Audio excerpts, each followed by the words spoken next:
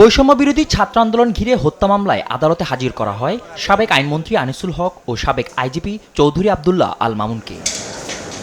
রাজধানীর খিলগাঁওয়ে হাফেজ জোবায়ের হত্যা মামলায় দুজনকে এবং উত্তরা পশ্চিম থানায় মাওলানা সাদিকুর হত্যা মামলায় সাবেক আইজিপিকে গ্রেপ্তার দেখানোর আবেদন করে পুলিশ।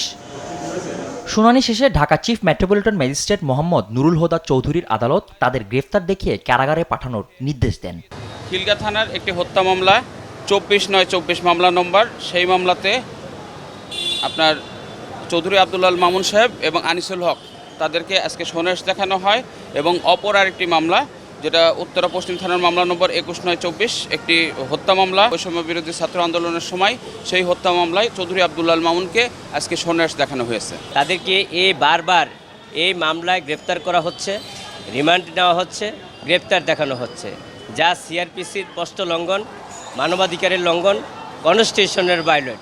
আমরা বিজ্ঞ আদালতে বলেছি যে এই মামলাগুলি হচ্ছে সম্পূর্ণ ভিত্তিহীন, উদ্দেশ্য প্রণোদিতভাবে শুধু রাজনৈতিকভাবে হয়রানি করার জন্য এই মামলায় তাদেরকে গ্রেপ্তার করা হয়েছে। এবং বিজ্ঞ আদালত এই মামলায় সোনেশ দেখিয়েছে এবং তাদেরকে সিডব্লিউ মূলে জেল হাজতে প্রেরণ করেছে। এদিকে 7 দিনের রিমান্ড শেষে সিএমএম আদালতে হাজির করা হয় মোজাম্মেল বাবু, শ্যামল দত্ত ও ঘাতক দালাল নির্মল কমিটির সভাপতি শাহরিয়ার কবিরকে। আদালত দুই পক্ষের শুনানি শেষে তাদের জামিন না দিয়ে কারাগারে রাখার নির্দেশ দেন। আমরা থানা একটি মামলায়, হত্যা মামলায় শাহরিয়ার কবির এবং মোজাম্মেল বাবু এই দুজনকে হত্যা মামলায় তাদের আগেই সোনেশ করা হয়েছিল। সেখানে এই মামলায় আসামিপক্ষে জামিন প্রার্থনা করা হয়। বিজ্ঞ আদালত তাদের জামিন নামঞ্জুর করে জেল হাজতে প্রেরণ করেন।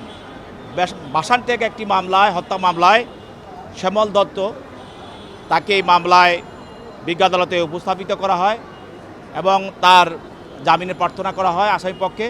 তার জামিন নামঞ্জুর করে বিজ্ঞ আদালত তাকে জেল হাজতে প্রেরণ করেন। অদ্য রিমান্ড শেষ হওয়ার পরে মামলা তদন্তকারী কর্মকর্তা মোজাম্মেল বাবুকে বিজ্ঞ আদালতে ফরওয়ার্ডিং সহ প্রেরণ করেন। নতুন কোনো মামলায় মোজাম্মেল বাবুকে সৌনারেশ বা গ্রেফতার দেখানোর কোনো আবেদন করা হয় নাই এবং পত্র মামলাটিতে হচ্ছে নতুন করে কোনো রিমান্ড চাওয়া হয় নাই।